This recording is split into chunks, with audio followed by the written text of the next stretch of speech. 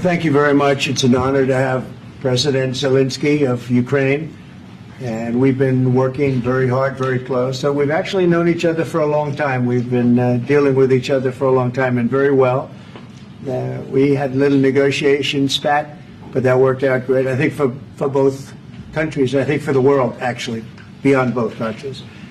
And we have something that is a very fair deal, and we look forward to getting in and digging and working and getting some of the rare earth.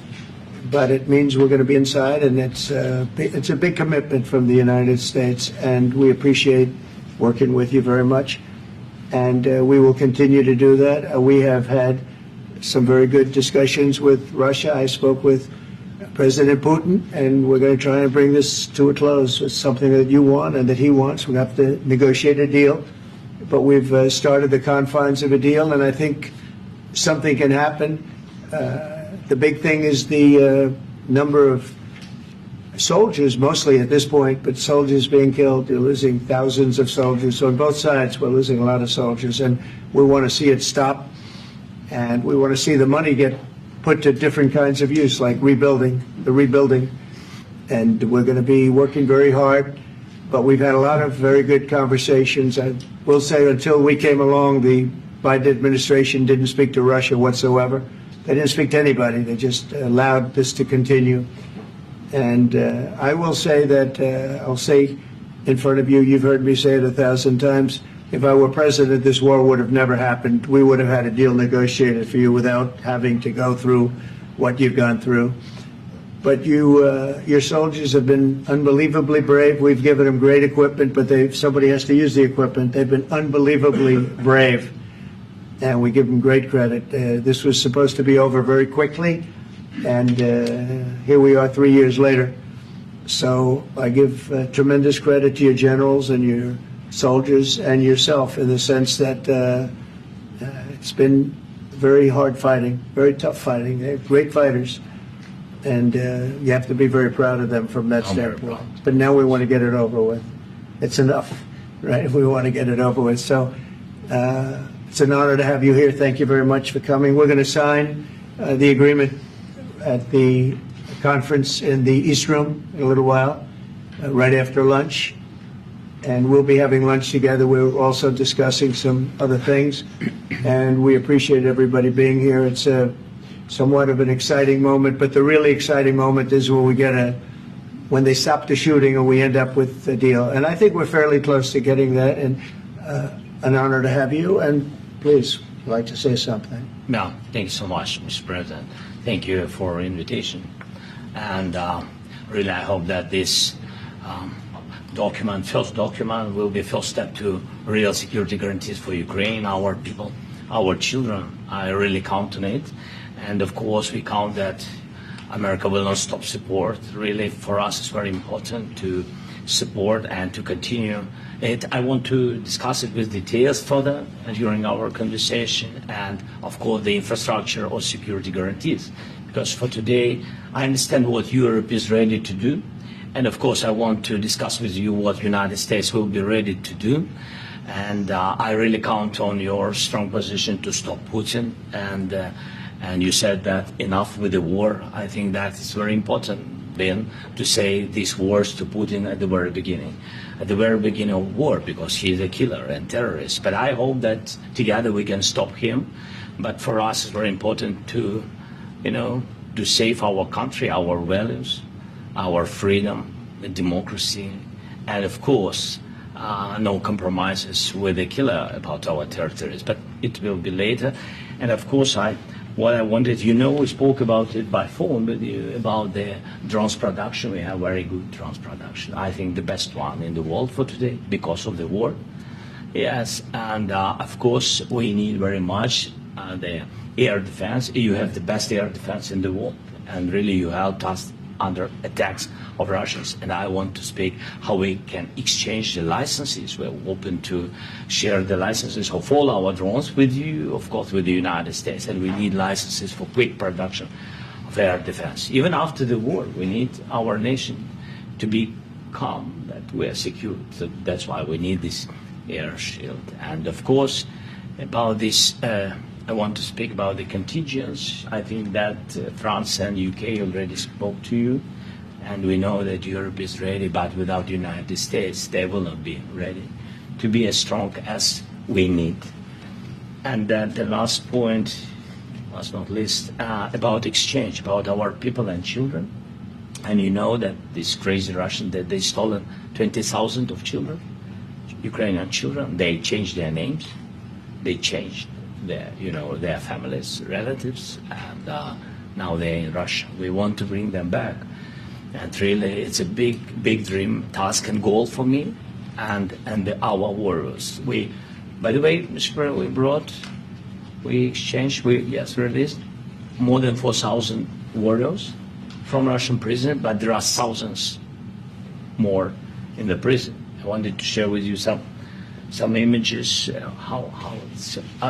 I've just can I now? Yeah, please. Some minutes, 1 minute, 1 minute. Just you to understand in what circumstances, in what situation they are, and what the attitude of Russia to our prisoners. They have guys, just you before and after. You see before and after, just you to understand. Now thousands of such guys, ladies and men, there, and that, so they don't eat, they beat them, and they, it's a lot of bad things. So out of, even during the war, there are rules. Everybody knows there are rules during the war. So these guys, they don't have any rules. You see that 50, 60 kilograms left, and a lot of such things. And I didn't want to show you what the changes with images of children, because I will share with you. And I mean, it's looking tragic. Yeah, it's tough stuff. Yeah, I wanted very much to give you, and you see. Yeah. This is pastor, by the way. They stolen pastors, because it's not Russian church. They stolen pastors and moved pastors to the prison. At the end of last year, we brought 3 pastors. And, we could exchange them. And this is pastor, you see. Yeah, it's tough. Yeah, so I mean, this I wanted to show you, and this. So thank you very much. We want to get that ended, right? Yeah, of course. We will. And I think we will. And We have to, of course. do you have any questions, please? Thank you, Mr. President. With how much money is the U.S. going to put into the fund that is being created today, and how does this provide long-term security for Ukraine? Well, we don't know exactly how much, because we're going to be putting some money in a fund that we're going to get from the raw earth that we're going to be taking and sharing in terms of revenue. So it's going to be a lot of money will be made from the sale and from the use of raw earth. And as you know, our country doesn't have much raw earth. We have a lot of oil and gas, but we don't have a lot of the raw earth. And what we do have is protected by the environmentalists, but that can be unprotected. But still, it's not very much. They have among the best in the world in terms of raw earth. So we're going to be using that, using it for all of the things we do, including AI, and including weapons and the military, and it's really going to very much satisfy our needs. So it's something that just worked out really well. We have a lot of oil, and we have a lot of gas, but we don't have raw earth. So this has just about every component of the raw earth that we need for computers, for all of the things we do. This puts us in great shape. And long-term security for Ukraine. How does this provide? I think they're going to have great luck. I think once we make the agreement, that's going to be 95% of it. They're not going to go back to fighting. I've spoken with President Putin, and I feel very strong. I've known him for a long time, and I feel very strongly that they're very serious about it, and we'll make a deal. And when the deal is made, I don't think we talk about security. Everyone's talking about the other day. All they talked about was security. I said, let me make the deal first. I have to make the deal first. I don't worry about security right now. We have to have a deal, because right now, last week, 2,000 soldiers died on both sides. 2,000. And they're losing 1,000, 2,000, 3,000 a week. So as we sit here and we talk, people are getting shot and dying on the battlefield. And, they're not American soldiers, but they're Russian soldiers and they're Ukrainian soldiers, and we want to be able to stop it. And we want to be able also to spend money on other things. We don't want to, this is a tremendous amount of money. And what the Biden administration did was terrible. They were giving money, but he had no security on the money. Europe, as you know, gave much less money, but they had security. It was in the form of a loan. They get their money back, and we didn't. And now, at least we're protected because the American taxpayer has to be protected too. But this is an incredible agreement for Ukraine because we have a big investment in their country now, and what they have, very few people have. And we're able to really go forward with very, very high-tech things and many other things, including weaponry that we're going to use in many locations, but that we need for our country. Mr. President, This allows us to do that. will you continue Sorry. sending military aid? Yes, go ahead, please. If I can just yes. In the document, there is one of the very important points. If we speak about business and investment, we never had LNG terminals in Ukraine. This document will open. I mean, the next document, but anyway, here we see in the framework, we see really goodwill for this. LNG terminals for us is very important, and I think for security of European continent. We have the biggest storage, gas storage. We have the biggest in Europe. Yes, yes, and we can use it. Use it for LNG, use it for LNG, and we will do it. And really, we can help Europe because Europe really helped. President Trump said that they made less support, but they are our friends and they are our very supportive partners. They really gave a lot, Mr. President. Yeah, they did. They gave a lot, but they gave much less. No. Much less. No. No. No.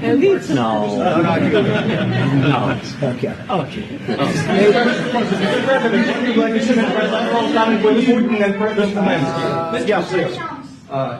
Mr. President Trump, you have repeatedly called the deal with Ukraine as a historical one.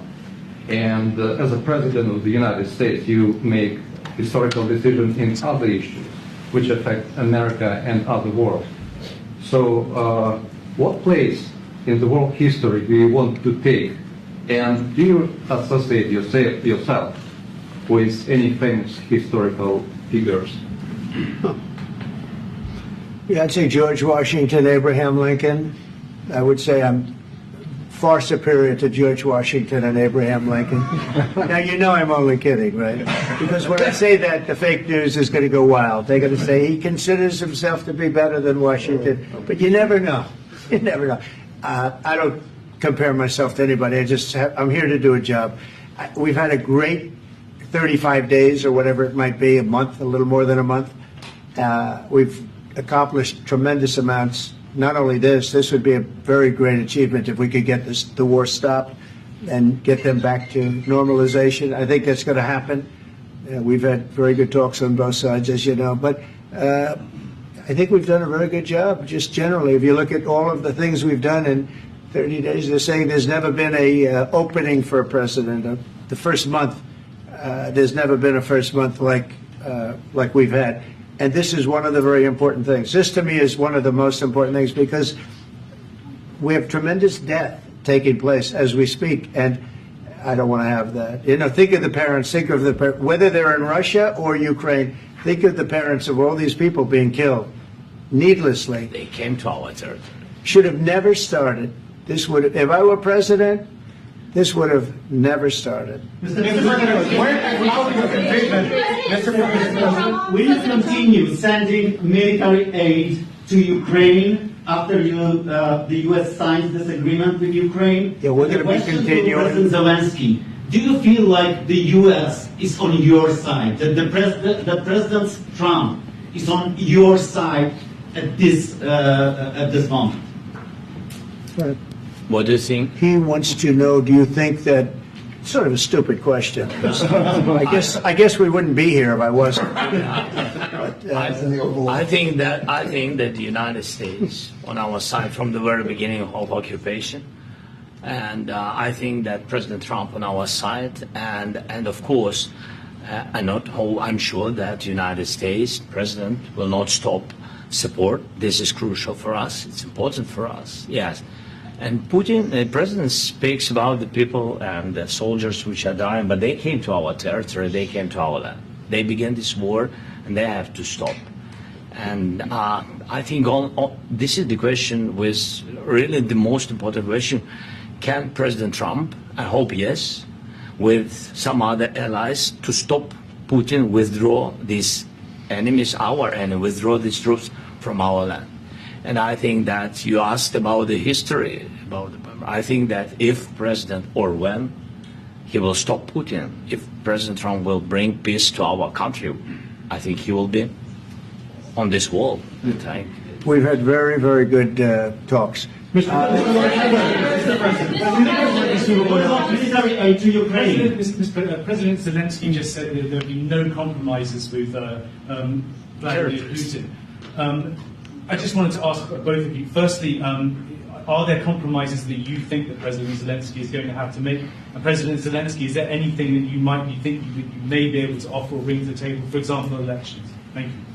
I think you're going to have to always make compromises. You can't do any deals without compromises. So certainly he's going to have to make some compromises, but hopefully they won't be as big as some people think you're going to have to make. That's all. It's all we can do. I'm here as an arbitrator, as a mediator to a certain extent between two parties that have been very hostile, to put it mildly. They've been very hostile. There's been a vicious war.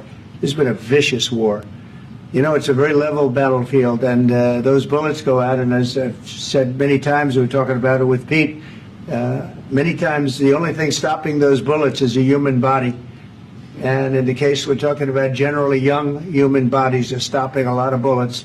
It's dead level. That's why it's great farmland. It's great land. It's great farmland, but there's very little protection against the bullets that are being, and other things that are being shot.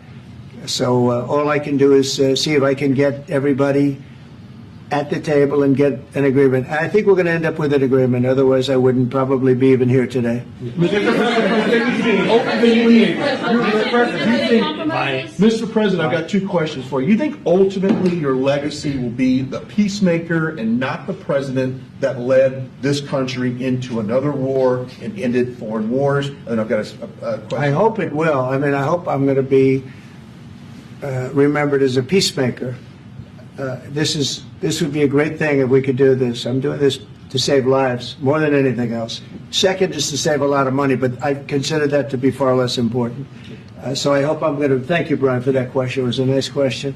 I hope I'll be known and recognized as a peacemaker. This would be a great thing to solve. This is a very dangerous situation. You know, this could lead to a third world war. This was headed in the wrong direction.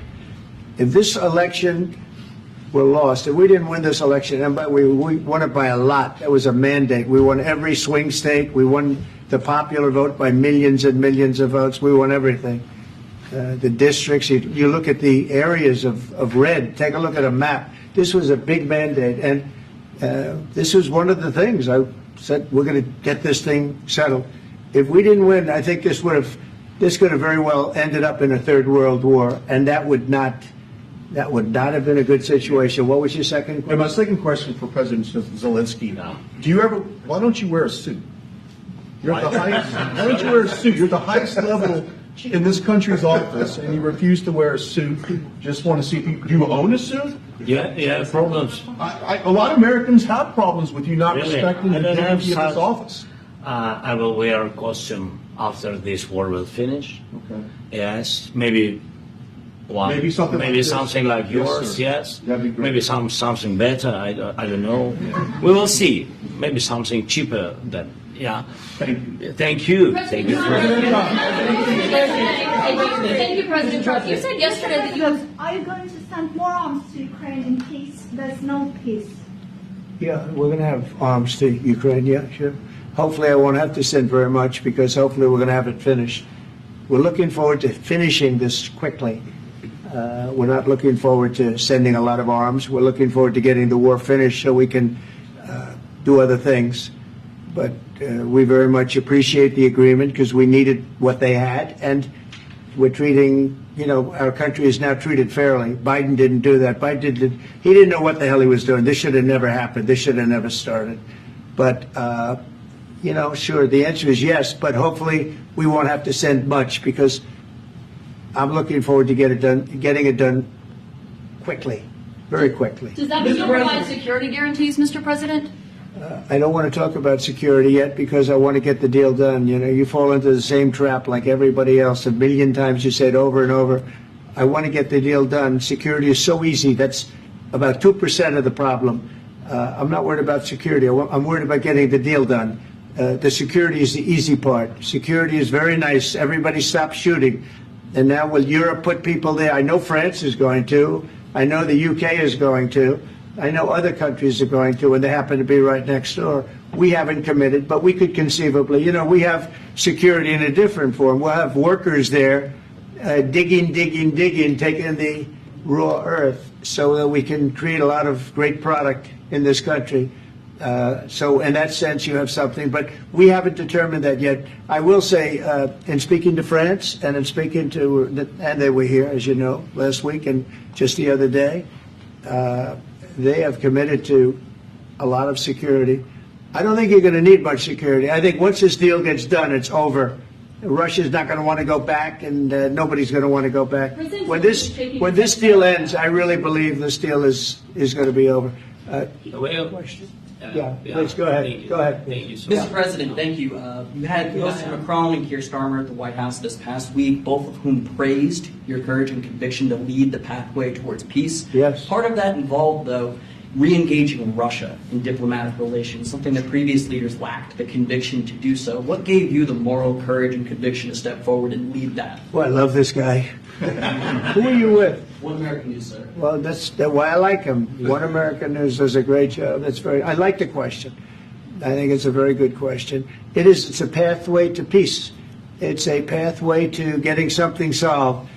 And I feel that as the head of this country, I have an obligation to do that. Plus, we're very much involved. We got involved. It's too bad we got involved because there should have been no involvement because there should have been no war. And there shouldn't have been October 7th. That would have never happened. As you know, Iran was broke. They had no money to give to Hezbollah. They had no money to give to Hamas. They were stone cold broke. And then under Biden, they became rich as hell. They went from no money to $300 billion in a period of 4 years. And they gave a lot of that money away. And you see what happened. And that's a real mess also that we hope to be able to solve. But no, I appreciate your question very much. I feel I have an obligation to try and do something to stop the death. Mr. President, if I can answer. Yes, if I can answer, sorry. Please. And I do like your clothing, brother. Yeah, really? Even though I think he's a great guy, by the way. But I don't know if you two like each other. But you know what? I think he's dressed. I like this guy. I think he's dressed beautiful. So I have more serious things than answer on such Yeah, questions. sure, I will answer on more serious That's a good questions statement. if I can. Yes. Yeah. So please, about security guarantees and about just ceasefire. We can't just speak about ceasefire and speak. It will not work. Just ceasefire will never work because I'm like a president. I have this experience, and not only me. Ukraine before my presidency, from the 2014, Putin broken 25 times. 25 times he broken his own signature. 25 times he broken ceasefire. But he never broke to me. He never broke. No, you were the president. You were the president during. He never broke to me. In 2016, you've been the president, Mr. President. You've been the president, but he had, of course, not with you, but he had during those periods. He had conversations with our side, and we had Normandy format. The France, Germany, Ukraine, and Russia, and he broken 25 times. That's why we will never accept just ceasefire. It will not work without security guarantees. Security guarantees, maybe President is right about this document and other, but this document is not enough. Strong army is enough because his soldiers afraid, Putin's soldiers afraid of our soldiers when we're strong enough. If we are not strong enough, if we are empty, if our storage is empty, we can't defend our land. Today, he knows that we have, all the world knows that we have meeting, yes? Why he's using ballistic? Putin today using ballistic on our hospitals, schools, and etc. Ballistic. So he knows that we are here and that President Trump is really have goodwill to stop this war. And you hear now the president. So why he's using? So he doesn't want to stop. He doesn't want. But I hope that we will do it. Really, we'll do it. Security. When we speak about security guarantees, when the Europeans are ready for contingents, they need USA backstop. If there will not be United States, we will not never have any contingents, strong contingents from the Europeans, because they don't want to divide alliance connection between the United States and the main and strongest ally and Europeans. And this is crucial. This is important. That's what we want to speak about very much. This is very important. And air defense. So air defense, really, we have big deficit with all these systems, and we need to provide this. We need it very much. Otherwise, Putin will never stop, and will go further and further. He doesn't want. He hates us. You know, it's not about me. He hates Ukrainians. He thinks that we are not a nation. He thinks, and he shared these thoughts. I think maybe with your team also. I don't know, but with all the Europeans, in media, officially and not, he always said that there is no such country, such nation, such language, and such life like Ukrainian. No, he really doesn't respect all the Ukrainians, and he wants to destroy us.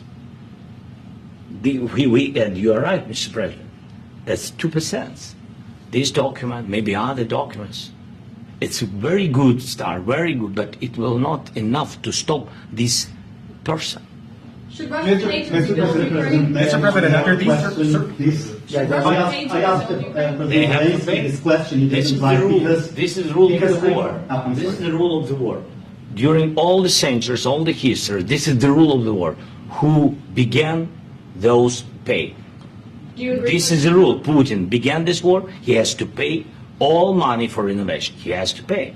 Of course, some Russian assets, what we have in Europe, about 300 billions, we can use them. We can use for innovation and buy military support from the United States also. We can do it, but it's not enough. It's not enough.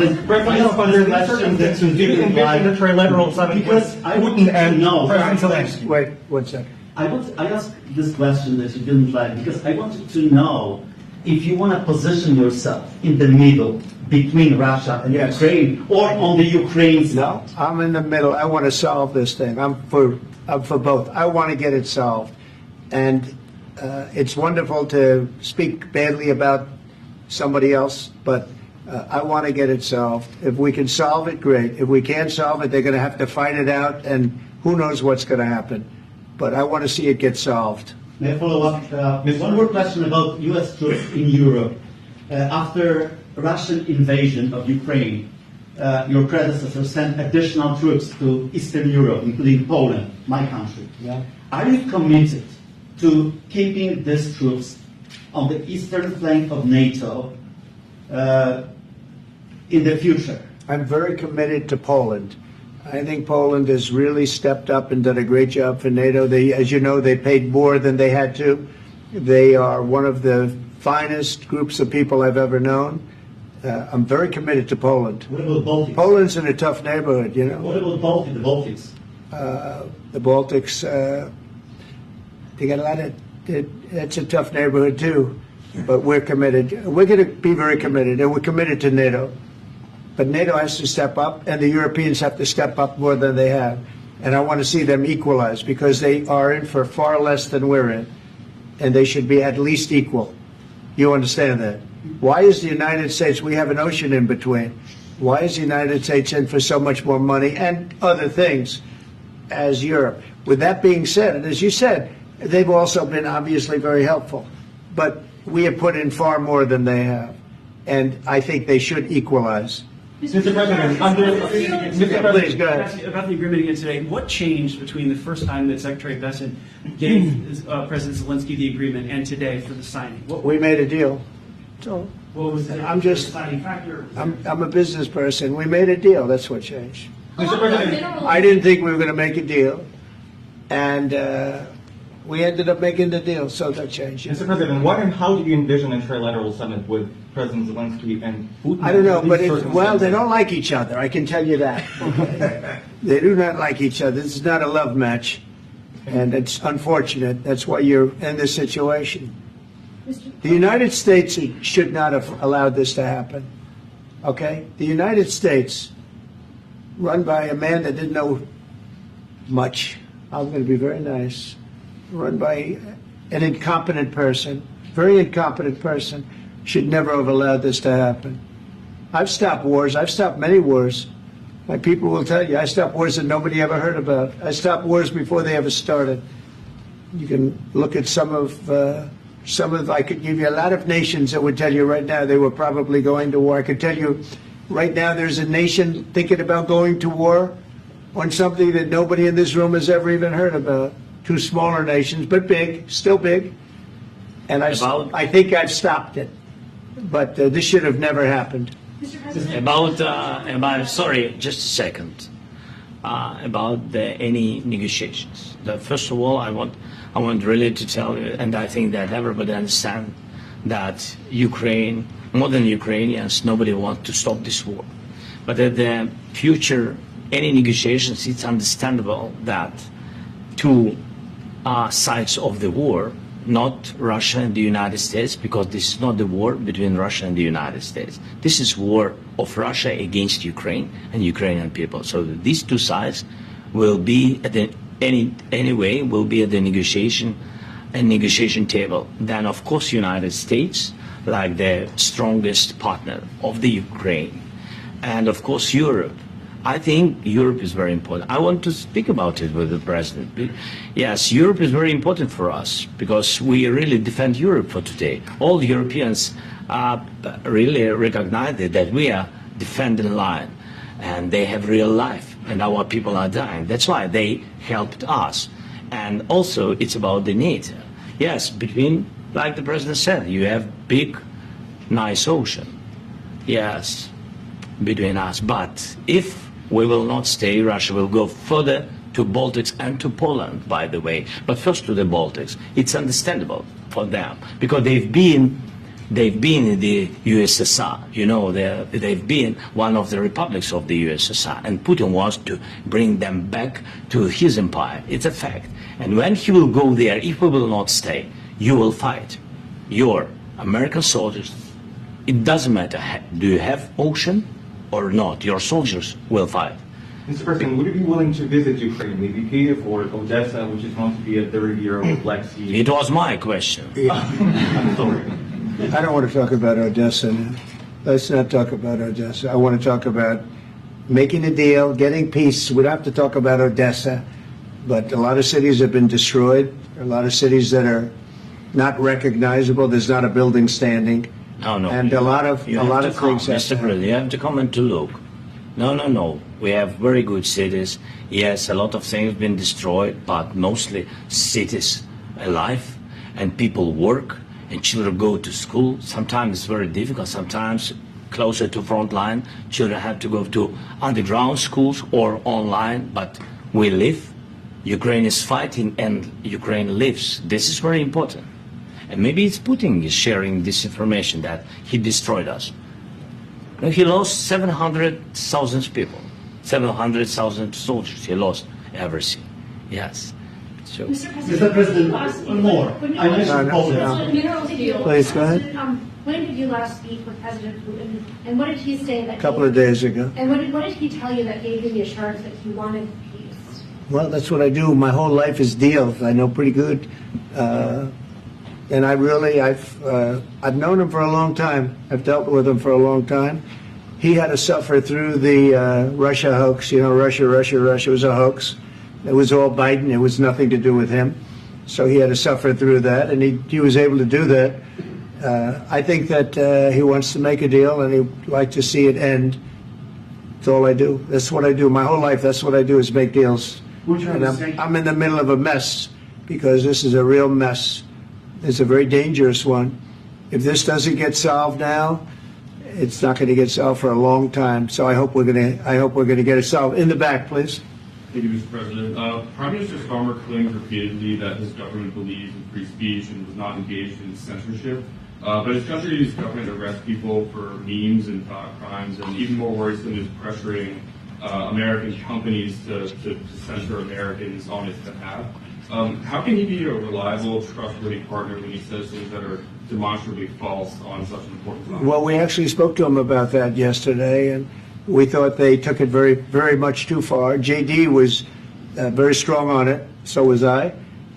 So was Marco. And we've been speaking to him about it. Marco, would you like to say something about that? We have concerns, obviously, with the conduct of those, particularly as it impacts Americans. And there's real concern that American speech, which is online, could fall into the hands of British or any country's jurisdiction. And so this is a point the Vice President made of Munich, and I think it's a very compelling one, that what unites us with Europe, as much as anything else, is these shared values, and one of them being free speech. And so if Americans are threatened by it, we're going to need to take action in that regard. It's actually a very important question. We spoke about this in detail with the Prime Minister, the Foreign Secretary, and others at lunch yesterday. And I know that Secretary of Commerce Lutnick followed up in private meetings last night. This is really important. We believe Americans have the right to speak their mind, even if we in this room disagree with them. They have the right to speak their mind in the public square, which is often online these days. And we're going to defend that right as it pertains to American companies and American citizens vigorously if we have to. I do think that under the President's leadership, we're going to find common ground with our friends in the UK on this question, but it remains to be seen. The principle that will guide us is we believe in free speech in this country, and we'll fight for it for American citizens. Mr. President, on the deal, is there any other oil and gas component to the deal? Is it all critical? A little bit. We'll see. On LNG? But we're not really looking for that so much. We got a lot. We have more than anybody in the world, by far. So, no, we're not talking about it too much, but a little bit. I think it affects also, but for the most part, no. And, sir, is there any agreement from Ukraine to purchase U.S. LNG as part of the deal, or is that on the table at all? No, we don't need that. Mr. President, I just wanted to ask you about, you just mentioned that you guys spoken to Vladimir Putin a couple of days ago. Just to be clear, that's a new call, not the one that you... I've spoken to him on numerous occasions. Okay. And how was the latest call? What did you discuss? How did it go? Are you serious with that question? I am. I'd love to know. It went well. I think we're going to have a deal. On the minerals deal, Mr. President, some of those minerals are in the east of Ukraine, not far from the front lines and in areas that Russia has occupied. Will you direct President Putin to withdraw his forces from those areas if there's U.S. interest? Well, we'll take a look at the time. We have a lot of area. It's a very big area we're talking about, so we'll take a look. I'll study that and I'll see. And who would protect those minerals if they are U.S. interests? Would that be Ukrainian They'll forces? be protected. The agreement will protect them. U.S. The agreement, yeah, we're signing an agreement. Right, but what if Russia tries to invade or there's Russian aggression in their spots? I just told you I don't think that's going to happen. And if that were going to happen, I wouldn't make a deal. If I thought that was going to happen, I wouldn't make a deal.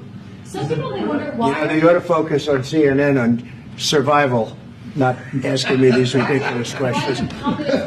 Focus on surviving, because CNN's got such low ratings. I don't think they're going to survive. Let's go.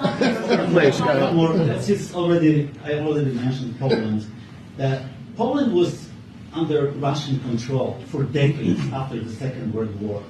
When I was a kid, I looked at the United States not only as a most powerful country, richest country in the world, the country that has great music, great movies, great muscle cars, but also as a force for good. And now I'm talking with my friends in Poland, and they are worried that you align yourself too much with Putin. What's your message for them? Well, if I didn't align myself with both of them, you'd never have a deal. You want me to say really terrible things about Putin and then say, "Hi, Vladimir, how are we doing on the deal?" It doesn't work that way. I'm not aligned with Putin. I'm not aligned with anybody. I'm aligned with the United States of America and for the good of the world. I'm aligned with the world, and I want to get this thing over with. You see the hatred he's got for Putin. It's very tough for me to make a deal with that kind of hate. He's got tremendous hatred, and I understand that, but I can tell you the other side isn't exactly in love with, him either. So it's not a question of alignment. I'm aligned with the world. I want to get the thing set. I'm aligned with Europe. I want to see if we can get this thing done. You want me to be tough? I could be tougher than any human being you've ever seen. I'd be so tough.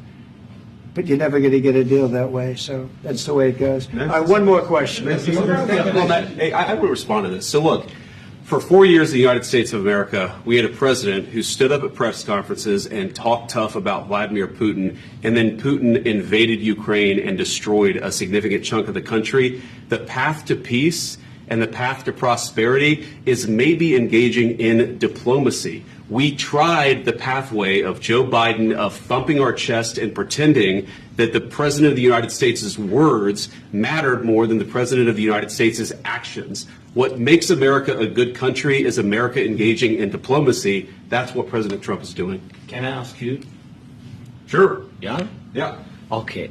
So he occupied our parts, big parts of Ukraine, part of East and Crimea. So he occupied it on 2014. So during a lot of years, so I'm not speaking about just Biden, but those time was Obama, then President Obama, then President Trump, then President Biden, now the President Trump, and God bless, now President Trump will stop him. But during 2014, nobody stopped him. He just occupied and took. He killed people. You know what the contact line? 2015. 2014 2014. and 2015. 2014. Yeah. So I was not here. Yeah, but That's exactly right. Yes, but during 2014 till 2022, the situation the same. That people are been dying on the contact line. Nobody stopped him. You know that we had conversations with him, a lot of conversations, my bilateral conversation, and we signed with him. Me, like a new president. In 2019, I signed with him the deal. I signed with him, Macron and Merkel, we signed ceasefire. Ceasefire. All of them told me that he will never go. We signed him with gas contract. Gas contract. Yes, but after that, he broken this ceasefire. He killed our people and he didn't exchange prisoners. We signed the exchange of prisoners, but he didn't do it. What kind of diplomacy, JD, you are speaking about? What do you mean?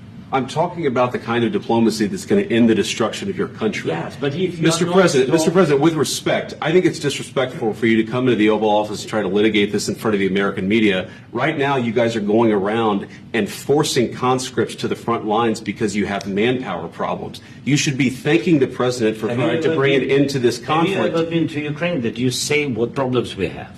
I have been to. Come once. I've actually watched and seen the stories, and I know what happens is you bring them on a propaganda tour, Mr. President. Do you disagree that you've had problems bringing people into your military? And do you think that it's respectful to come to the Oval Office of the United States of America and attack the administration that is trying to prevent the destruction of your country? A lot of questions. Let's start from the beginning. Sure. First of all, during the war, everybody has problems. Even you, but you have nice ocean and don't feel now, but you will feel it in the future.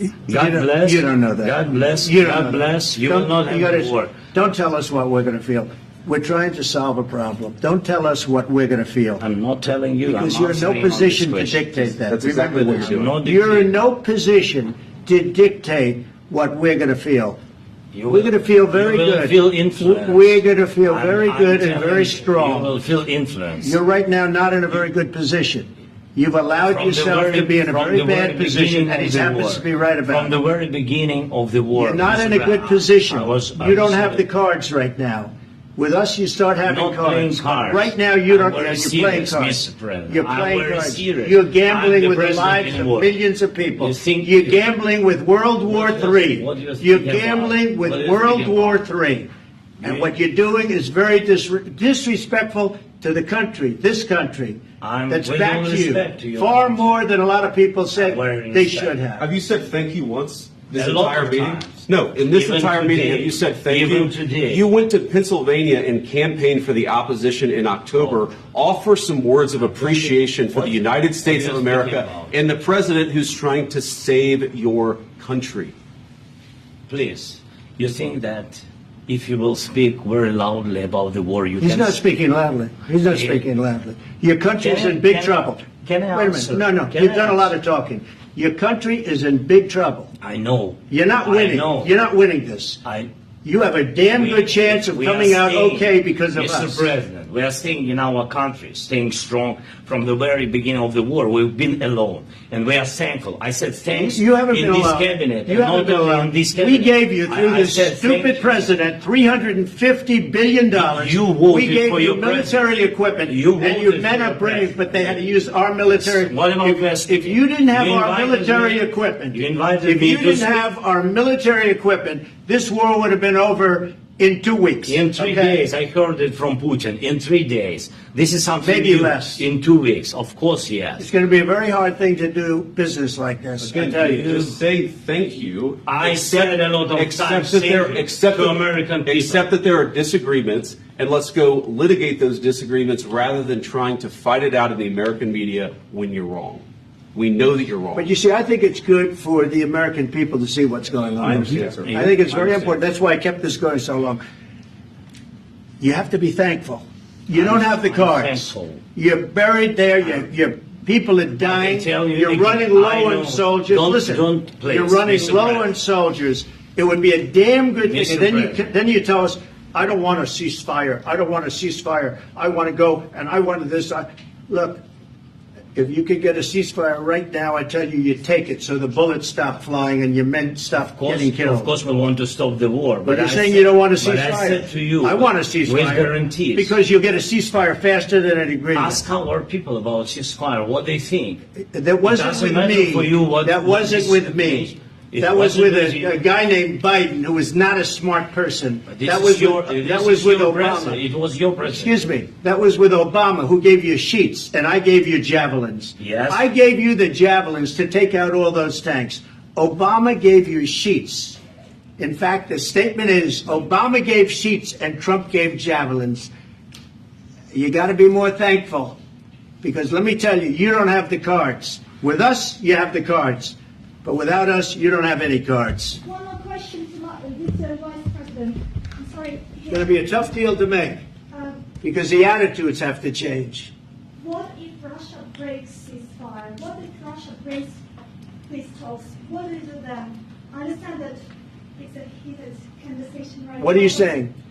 She's asking, what if Russia breaks the ceasefire? What if anything? What if a bomb drops on your head right now? Okay? What if they broke it? I don't know. They broke it with Biden because Biden, they didn't respect him. They didn't respect Obama. They respect me. Let me tell you, Putin went through a hell of a lot with me. He went through a phony witch hunt where they used him and Russia. Russia. You ever hear of that deal? That was a phony Hunter Biden, Joe Biden scam. Hillary Clinton, Shifty Adam Schiff. It was a Democrat scam. And he had to go through that. And he did go through it. We didn't end up in a war. And he went through it. He was accused of all that stuff. He had nothing to do with it. It came out of Hunter Biden's bathroom. It came out of Hunter Biden's bedroom. It was disgusting. And then they said, oh, the laptop from hell was made by Russia. The 51 agents. The whole thing was a scam. And he had to put up with that. He was being accused of all that stuff. All I can say is this. He might have broken deals with Obama and Bush, and he might have broken them with Biden. He did, maybe. Maybe he didn't. I don't know what happened. But he didn't break them with me. He wants to make a deal. I don't know if you can make a deal. The problem is I've empowered you to be a tough guy.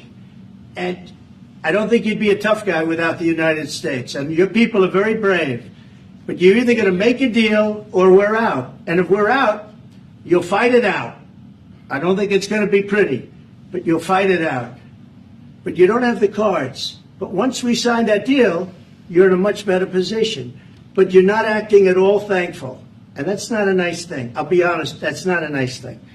All right, I think we've seen enough. What do you think? Huh? This is going to be great television, I will say that. All right. We'll see what we can do about putting it together. Thank you, sir. No, this is nice. Come up. I need the back of the We'll see. I don't know. All right, guys, come on. Wait, hey, guys, come on. Let's move, please.